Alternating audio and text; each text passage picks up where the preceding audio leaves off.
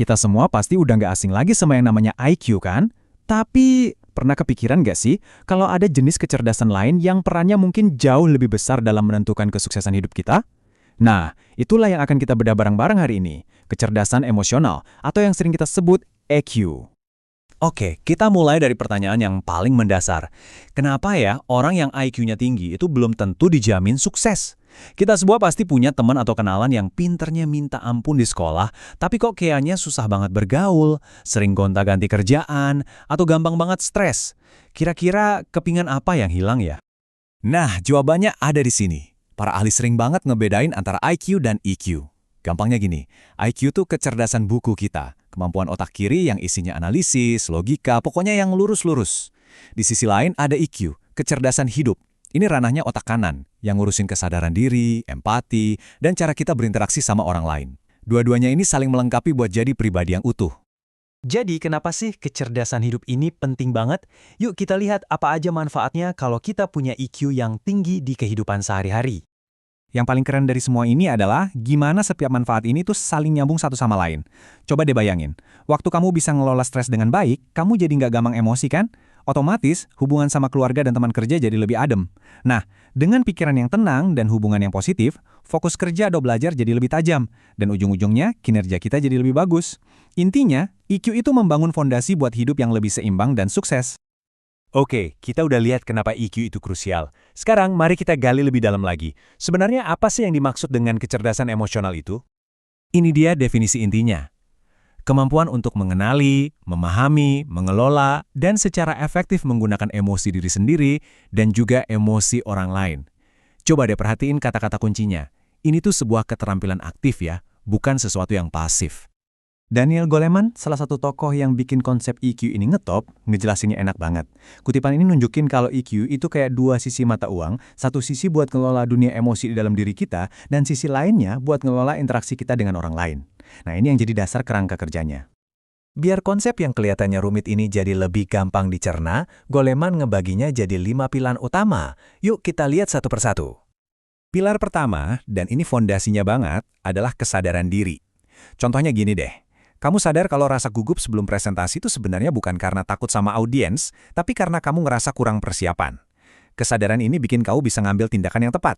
Ya latihan lebih banyak, bukan malah kabur dari presentasi. Lanjut pilar kedua, mengelola emosi. Bayangin kamu dapat email kritik yang pedes banget. Respon pertama pasti pengen langsung bales dengan emosi kan? Nah, orang dengan EQ yang terlatih akan ambil jeda dulu, nenangin diri, baru deh beberapa jam kemudian balas dengan kepala dingin dan profesional. Itulah pengelolaan emosi dalam prakteknya. Pilar ketiga adalah motivasi diri. Misalnya nih, seorang mahasiswa yang lagi bosen banget belajar buat ujian. Dia bisa pakai EQ-nya buat ngingetin tujuan akhirnya, yaitu lulus dengan nilai bagus. Rasa bosen itu nggak diabaikan, tapi diubah jadi dorongan buat disiplin demi hasil yang lebih besar di masa depan. Sekarang kita beralih ke pilar keempat, yang fokusnya ke orang lain, empati. Waktu lihat seorang teman kerja kelihatan murung, empati itu bikin kita nggak cuma nanya, kamu kenapa?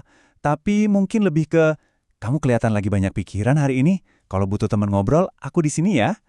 Ini soal memahami perasaan yang nggak terucap. Dan pilar terakhir yang nyatuin semuanya adalah keterampilan sosial. Ini bisa sesimpel ngasih masukan yang membangun tanpa nyakitin perasaan atau kemampuan buat jadi penengah waktu ada dua teman yang lagi konflik.